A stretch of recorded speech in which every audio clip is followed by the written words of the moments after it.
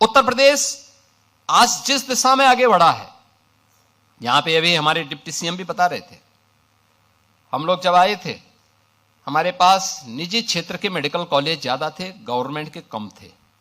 Hospitals की स्थिति बहुत खराब थी, बहुत दयनीय स्थितियां थी, और हम लोग तो उन परिस्थितियों से जूझे हैं, देखे हैं। लोग मरते थे, कोई पूछने वाला नहीं था। बीमारी से लोग तड़पते थे, और समाचार पत्रों में, मीडिया में आता था, अज्ञात बीमारी से इतने लोग मर गए। बीमारी अज्ञात, आज के समय में भी अज्ञात थी। मुझे एक जनप्रतिनिधि के रूप में इस लड़ाई को सड़क से लेकर संसद तक लड़नी पड़ती थी। लंबी लड़ाई को हम लोग लड़े, और आज मैं कह सकता हूं कि पूर्वी उत्तर प्रदेश में और उत्तर प्रदेश के 38 जनपदों में इंसेफ्लाइटिस जैसी बीमारी को हम लोगों ने आज पूरी तरह समाप्त कर दिया है, पूरी तरह समाप्त किया है। यानी ये सरकार की नीयत साफ है, उसकी नीतियां हैं, हर एक व्यक्ति तक शासन की योजना का लाभ ईमानदारी के साथ पहुंच जाए, तो मेरा यह मानना है कि वह सब कुछ किया जा सकता है जो एक कॉमन मैन के मन में होता है। हम लोग इस बात को बोलते थे। जो जिन परिस्थितियों से उत्तर प्रदेश के लोग जूझ रहे थे, लोग बोलते थे कैसे ठीक होगा। हमने कहा ठीक होगा। ये उत्तर प्रदेश में आप अनुमान करिए, 2012 से लेकर के 2017 के बीच में 900 से अधिक दंगे हुए थे। अनुमान कर लीजिए, कोई सिटी ऐसी नहीं थी जहां कर्फ्यू का दौर उस सिटी के अंदर न गुजरी हो। कोई उद्यमी, कोई चिकित्सक, कोई व्यापारी ऐसा नहीं रहा होगा जिसने गुंडा टैक्स न दिया हो। इस दौर में अराजकता चरम पर थी। यहां का युवा पलायन करता था। सरकार के पास कोई पॉलिसी नहीं थी। परिणाम क्या था? जब सुरक्षा नहीं होगी, जो पहले से उद्यम थे वह भी यहां से प्लान कर रहे थे। जैसे तैसे वे भागने के लिए मजबूर थे। यहां पे सब जुनेजा जी अपनी बात को कह रहे थे, ये उनकी अपनी पीड़ा थी, जहां उनका बचपन बीता। उस धरती को छोड़ना उनके लिए अत्यंत कठिन रहा होगा, लेकिन उनकी मजबूरी थी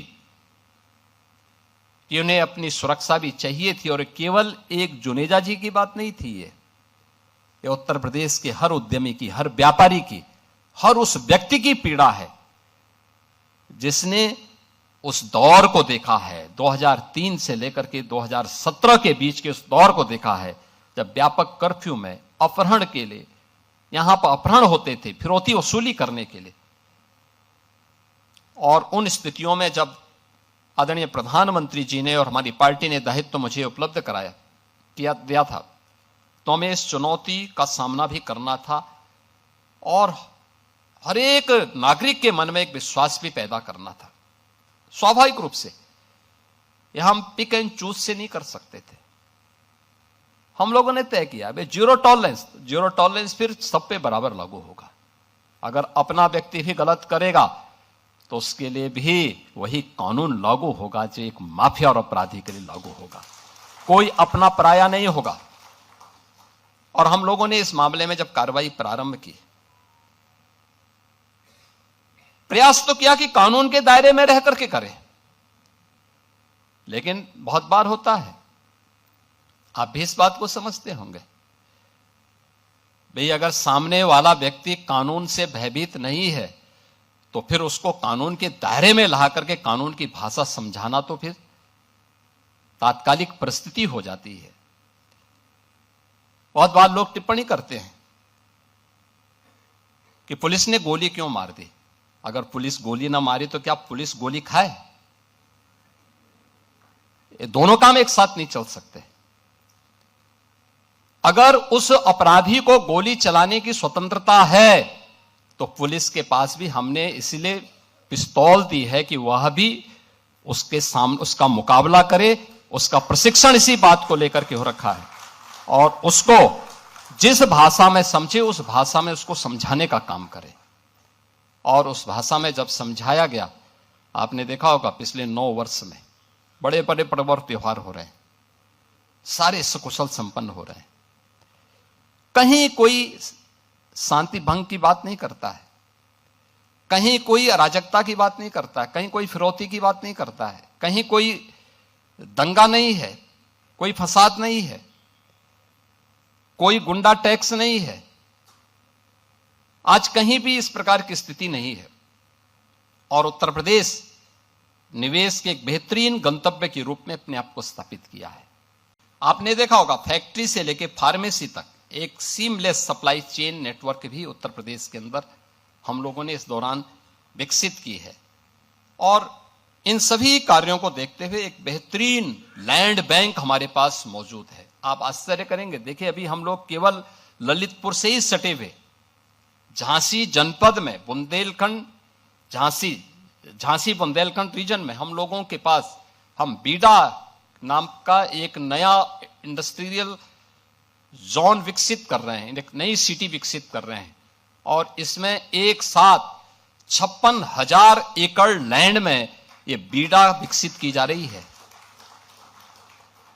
हमारे पास पहले से ही 25,000 एकड़ का लैंड बैंक पहले से मौजूद था। 2017 में जब हम लोग आए थे, उत्तर प्रदेश के अंदर कहीं लैंड ढूंढते हुए नहीं बनती थी, कोई लैंड नहीं मिल पाती थी,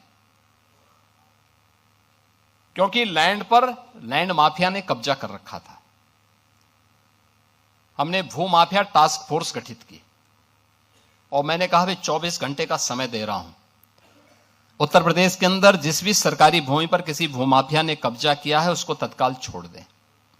24 घंटे के बाद जब हम कार्रवाई करेंगे तो उसको जमीन तो छोड़नी ही पड़ेगी, लेकिन साथ साथ उसने जो कमाई की होगी उसको ब्याज सहित हम वसूली करेंगे।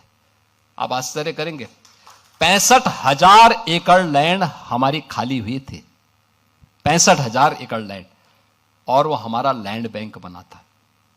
उस लैंड बैंक में हमने निवेश भी करवाए और आज हमारे पास, आपने नोएडा, ग्रेटर नोएडा को देखा होगा, ये जितने भी हमारी अथॉरिटी हैं, ये कुल हम लोगों ने इसको 46 वर्ष में विकसित किया, 34,000 एकड़ लैंड में,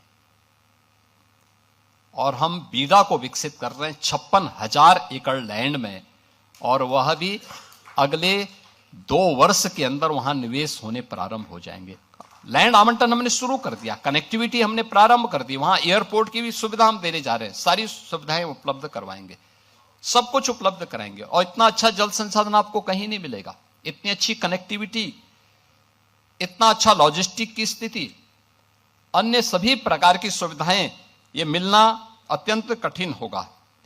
जो रॉ मटेरियल के स्रोत भी सप्लाई चेन, मार्केट और वैल्यू चेन के साथ आज यहां पे स्किल है, साइंस एंड स्टार्टअप्स का त्रिवेणी भी आज यूपी के अंदर है। मैंने आपको बताया ना कि आईआईटी कानपुर में हमारा एक मिडटेक का और एसजीपीजीआई लखनऊ में हम सेंटर ऑफ एक्सीलेंस इस दिशा से विकसित करने जा रहे हैं।